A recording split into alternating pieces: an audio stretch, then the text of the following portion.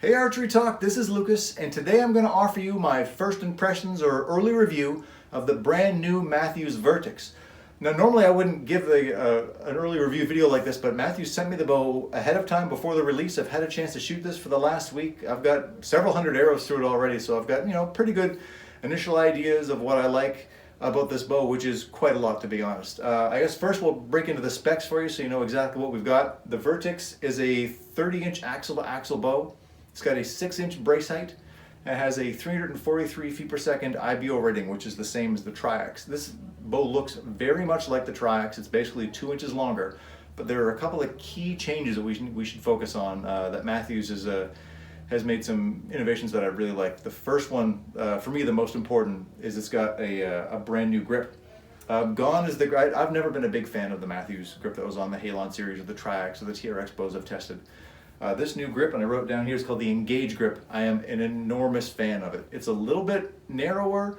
It's got a little bit of texture on there. It fits my hand so much better. I found the old grip very wide, especially up in the throat, and I just didn't feel super comfortable holding it in my hand. The new one is a night and day difference. Love this grip. It's great. It's right in line with everyone else's grip, like the Hoyt grip or the new Bowtech grip. Just solid options, and I'm so thrilled that they've made that change. It's a big deal for me anyway.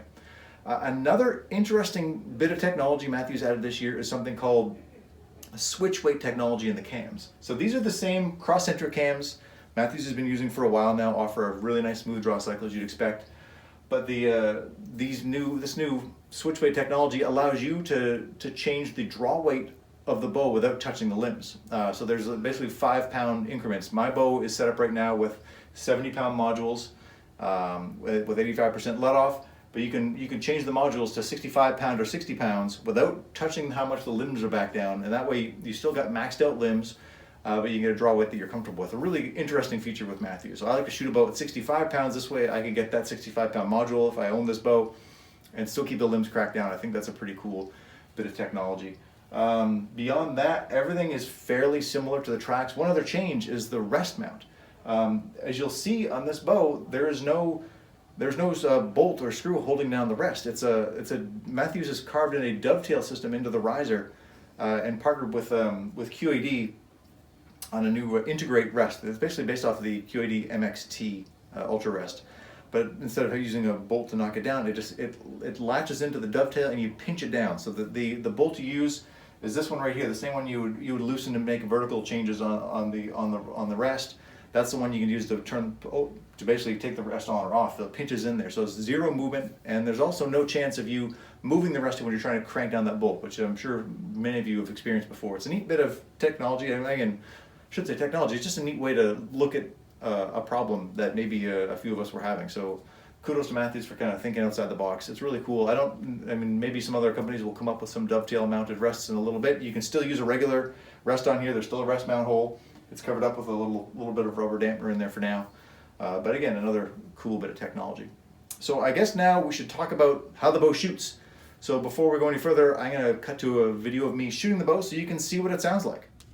To show you what the new Mathews Vertix sounds like, I thought I'd actually show you what it sounds like. So this is, for me, it sounds very similar to the Triax. It's a very quiet bow and dead in the hand. A little tiny jump at the shot, and that's about it. You get a good idea. So again, super dead in the hand and very free of vibration. Now, I don't think that sounds as quiet to you as it does to me. Keep in mind, I was shooting this bow in a basically empty warehouse with kind of corrugated metal walls. So it reverberates a little bit, but I can tell you it feels very much like the Triax. Super quiet, super dead in the hand. Mathews claims it's even quieter. It's got that same kind of 3D dampening technology with the stabilizer, the rear, not stabilizer, the bottom dampener that kind of sticks out a little bit like a stabilizer. As for speed, again, this bow has the same IBO rating as the Triax. I shot this bow with a 30-inch draw length. I got ordered 29.5 inch, but Mathews tend to run about a 1/2 inch long, and this one did exactly. It's 30 and maybe a 1/16. So 30-inch draw length, 70 pounds of draw weight, and a 350 grain gold-tipped platinum pierced arrow. And I saw an average speed of about 330 feet per second, which is the solid speed of the Mathews. And I think I'll have to go back and check what I have with the Triax, but I think it's probably pretty similar as I would expect to do. As for draw cycle, I found this one maybe it's just me. I found it maybe a hair stiffer than the Triax. I don't know. Maybe just I'm using a different module because this bow has maybe slightly different draw length possibilities than the Triax does. I don't know. It's not a lot, and it's not aggressive anyway. Just a hair bit stiffer, but still a super smooth draw into a nice firm back wall. Mathews uses the cable stops. I like a hair of give, and this has that exactly like I'd want it to. I'm also experiencing maybe a touch less valley. So it feels, once I get to full draw, it feels maybe a hair more aggressive than the Triax, but nothing bad. And ultimately, I think it's helping me shoot really well, because first day I shot this bow, I kind of got comfortable with it and was shooting great groups right away.